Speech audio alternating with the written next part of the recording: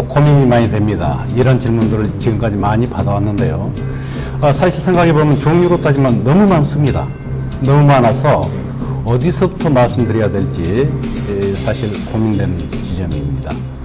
그런데 핵심 출발점은 한 가지 지점이 딱 있습니다. 제가 지금까지 약 40-50회에 걸치는 학부모님들과 면담, 그리고 또 그 여타의 시민사회의 여러 선생님과의 면담을 통해서 한 가지 확인한 사실이 있습니다. 이재정 교육감님 그러면 하나의 키워드로 이렇게 모아지더라고요. 그 키워드가 뭐냐? 불통이었습니다. 불통, 통하지 않는다는 거고 소통하지 않는다는 거였다는 거죠.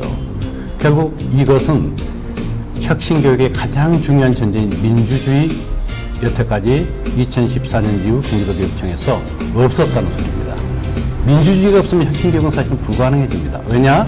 혁신교육이라는 것은 혁신교육을 만들어가는 새로운 공교육을 새롭게 하는 그 지향과 방향을 교육의 주체들이 뜻과 의지를 모아서 그 설계도면들을 만들어내고 함께 힘을 모아서 한 지점을 바라보면서 만들어가지 않으면 안 됩니다. 그런데 처음 시작한 지점부터 사실은 잘못되었다는 겁니다. 바로 이 지점과 관련해서 불통이 있게 되면은 그 다음에 이어지는 것은 굴림이 이어지게 됩니다. 교육관께서 굴림해 버리시면은 학교 현장하고 너무 많이 동떨어져 버립니다. 교육감이 굴림하신다 이런 모습이 나타나면 그 다음에는 교육청에 우리 일선에서 행정하시는 분들은 철두철미하게 관료주의로 갑니다. 관료주의로 간다? 그럼 학교 현장에 대해서는 일방적인 통제 행정으로 갑니다.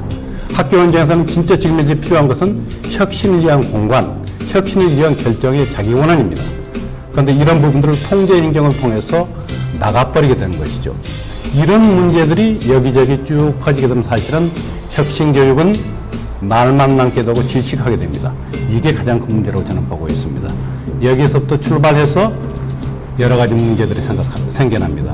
본인은 임기 말에 소통을 안 한다라는 그런 부분들을 의식하셨던지 엄청나게 많이 소위 간담회 횟수를 늘리셨습니다. 나 소통 많이 했어 그렇게 말씀하십니다.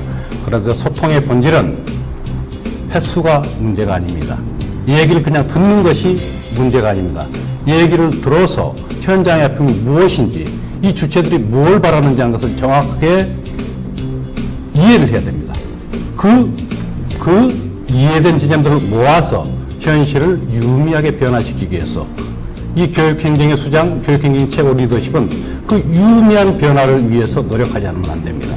과연 이재정 교육감님이 그런 올바른 의미의 소통을 얼마나 하셨는지 저는 여기서 묻고 싶습니다.